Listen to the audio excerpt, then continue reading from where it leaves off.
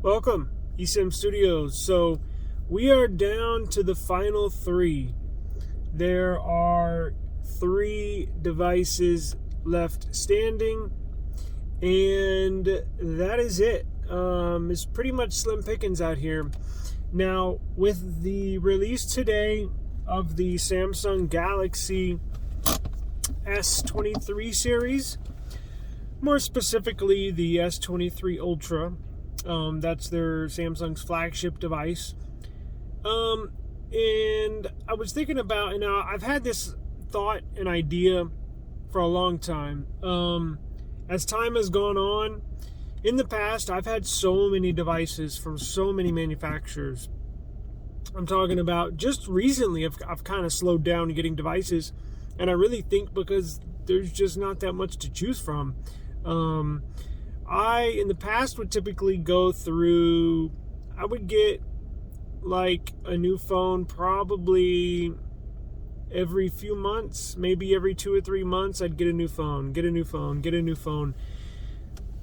And as of, 3 or 4 years ago, that was normal. You had HTC, you had LG around, OnePlus when they were cool and innovative and standing out on their own.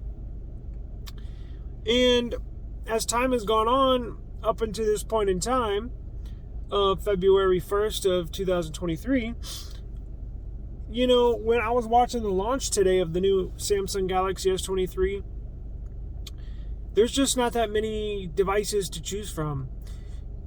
Basically, now, there are a lot of phones you could buy. However, if you want a premium device for an average person or a little tech savvy person, maybe not like your mom or your grandma, but maybe you or a friend or maybe even your wife or even dad possibly, if they like tech and kind of cool stuff but aren't phone nerds like I am, and I'm sure you the viewer are, or some of y'all out there are,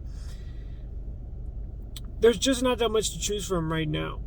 If you want a premium flagship device, now you basically have three options right now. You can get the iPhone, which it's obvious. You can get a Google Pixel, and you can get a Samsung Galaxy S23 series, more specifically the Ultra. Now, I put iPhone in there because, like I said, it's obvious. I put the Google Pixel series in there, and I'm not talking about, the A series, yes, but I'm talking about flagship devices like this one right here, the Pixel 7 Pro or 7. And I include them because, and I probably wouldn't include them as of a couple years ago, because even though they, it's a true premium flagship device. The build, the quality, everything in the device is flagship. The cameras are second to none. And they've really come a long way on improving their devices. So that's why I include them with, it's basically down to those three. Samsung, and I say Samsung, but I'm specifically mentioning the S23 Ultra and the Google Pixels and the iPhones. Now, of course, you can get the cheaper. The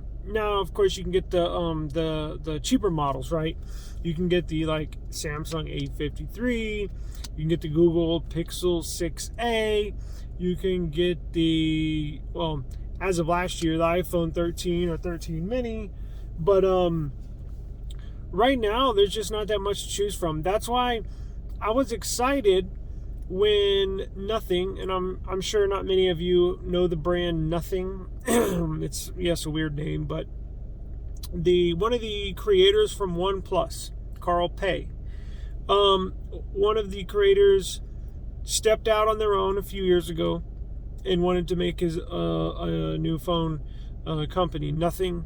They have their first flagship, the very first device, which was called the Phone 1. Now, he announced the other day they're bringing phone 2 to the USA because it was not launched in the USA. So I'm hoping this time next year that they're nothing, and it's like the software runs on Android. It's got stock Android. It has even less features than a Pixel, but it's super fast, and I like that actually.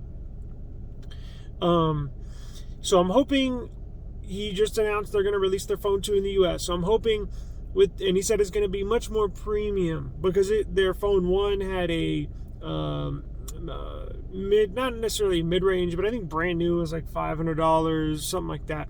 So it wasn't flagship quality. Now, if OnePlus had stayed and stuck to their roots, speaking of OnePlus, I believe they would be, and I considered mentioning OnePlus in only the handful of phones that flagship phones that you can buy. Why didn't I? Is because they've kind of gotten away from their roots, being this standalone company that was going to put flagship features and specs inside of a mid-range price. So back, I think maybe 6 or 7, 8 or 9 years ago, however long it was, they had like flagship features, and the phone brand new was like $300.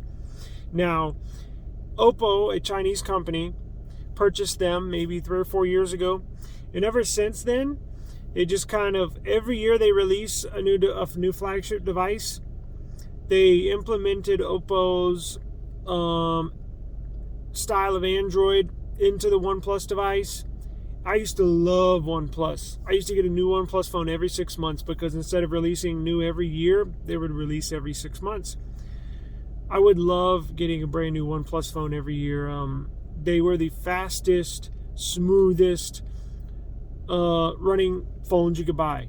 Android, iPhone, they were super fast. Now my Pixel, that was my one complaint about Pixel, is that they just didn't quite have the specs and or operating system felt. It had smooth animations. On this Pixel, this thing is blazing fast. I've never had a phone this fast. I'd take the animations off in the developer options, and I like speed. As soon as I touch something, I want it to go. There's nothing worse that I hate than a laggy phone.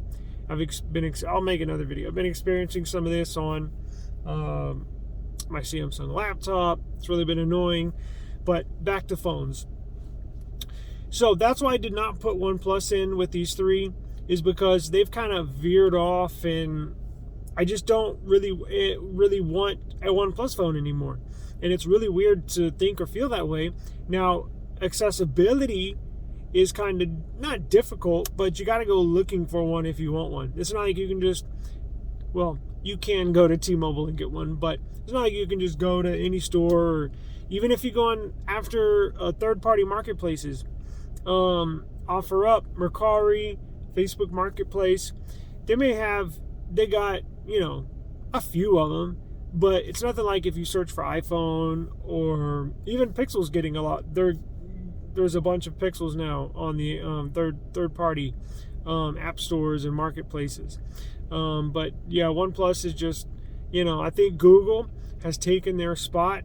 I think this year was the year that Google cemented their flag, so to speak, in the top 3 phones to get. I had the Pixel 6 Pro, and I sold it to get the S22 Ultra.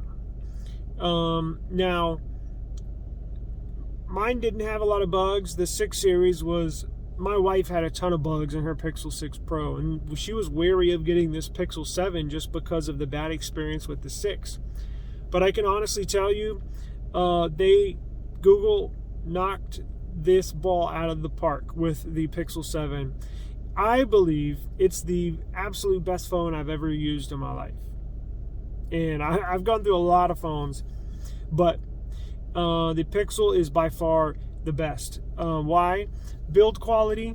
And I'm going to do a review. I got this brand new, in October, and I've been waiting to do a review on it, but I don't really have anything bad to say about it. I've kind of been waiting for something to happen, or a bug, or just anything, and no, it's right there with me. I can go days without restarting it, have a gazillion apps open in my Recents app, and it just flies through everything.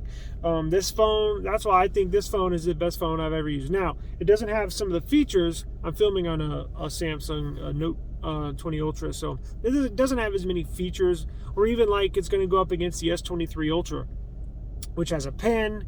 It has a gallery app that beats Google's. I guess that would be my one thing that I'm not too fond of.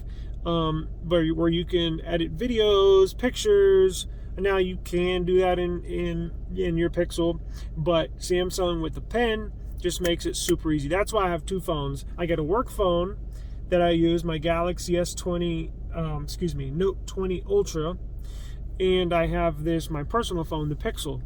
So there's some things that, yeah, sure, when you compare them, they may not, equal up to one another. But just for reliability, simplicity, easy usage, the Pixel definitely wins that segment. I know my mother had a Samsung, and I'm sure your family member may have had a Samsung who is not too tech savvy, and they get, lost in the settings or can't figure out how to do something. On a Pixel, it's very, very simple, very easy. Very easy. And like I said, they hit a home run with this one. They basically took the 6 and built upon that. So whatever was not that good in the 6, they definitely built upon it. That light, I'm not trying to make this too much long, but so with the S23 Ultra, and I know I'm not talking a lot about iPhone, but everybody knows what you get with an iPhone. Android's a little different because they all use Android-based operating system, but each manufacturer has their little different spin on the operating system, or on the Android operating system. So you know what you get with the iPhone. I'm sure all y'all know the dynamic island and all that good stuff. And it's always going to be there. I mean, even though they keep the same design language every year, well, that's why they do, is because it works, right? Don't fix something if it's not broken. So you know what you're going to get with Apple. And to be honest with you, I've never check this out. The last iPhone, I can say that and I've had some in the past, but it was more for work stuff. But the last iPhone, I can honestly say that I purchased with my own money, and I thought I was hot stuff when I got it, because I was like the very first person. I was living in Houston to get a iPhone 3GS, and then they came out with the S series. That was 10 years ago. So I thought I was hot stuff, and it was white. It was actually the same color as this. Man, I thought I was hot stuff. But anyways, so I've been more geared toward Android. But everybody has their same, tastes and flavors or whatever, what have you. But so it'll be interesting to see with this new S23 Ultra, how their sales will be. Now, there's not a huge... I watched the Samsung Unpacked event today while I was working online, and the only major feature that they really, I'm going to say even mentioned, because they did, I think it was just the camera. That's why I think I'm going to get one to review, maybe do some case reviews, but I may not, because it's just not that big of a improvement. It looks exactly the same as the old one, even though it's supposed to have more squared sides. So, but if you hold them side by side, you might be able to tell. But just looking at it plain, it looks like a S22, and they have some under the hood features. Obviously, a new processor. They did away with the base 128 gig storage, and now they're doing 256, and they got, I think, a little bigger battery. But they really hammered the camera. I took a phenomenal night photo, and I'll see if I can include it at the end of this video. I thought it was snowing outside. It was like 2 or 3 in the morning, and I just took my Pixel out, opened the window. I didn't open the window, but the blinds, and took a photo with a night shot to see what it would look like. It looks like daytime. Google has the very best camera, period.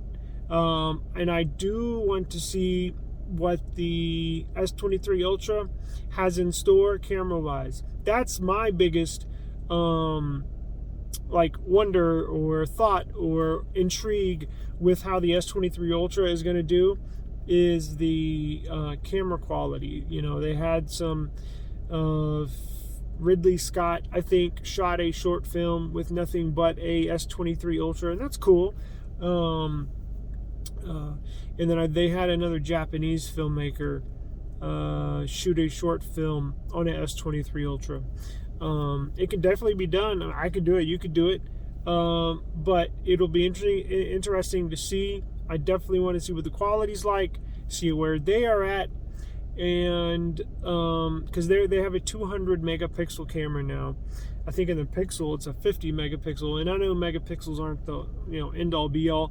It's really machine learning and AI that actually modify the. Anyways, it's a long story, but I'm not trying to make this too long. So, 3 phones standing: iPhone, and iPhone. No, I'm just kidding. iPhone, Pixel, and Samsung. So, with the flagships. Oh, one last thing real quick. You don't have to spend $1,200 to get one of these flagship devices. I was on Samsung.com earlier, and now you can either buy an unlocked model, unlocked from Samsung, which I have a previous video, and then you can also get one on the Samsung website, but from either Verizon, AT&T, or T-Mobile. So you don't have to spend, and what I'm getting at is they have huge discounts.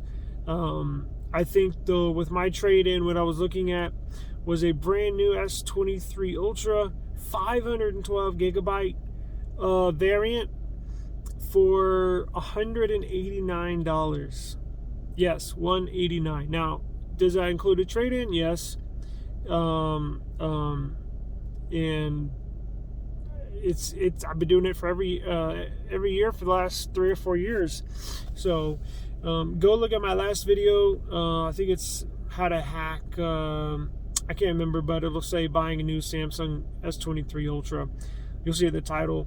I basically show you how to go get a trade-in device super cheap, and then they maximize that device value for trade-in value so you can apply to your new S23 Ultra. So anyways, appreciate you tuning in and watching, and I'll try to include those photos. I'm out in the car, obviously, so I'll see if I can attach them in this video and upload it. But I will talk to y'all next time. Thank you.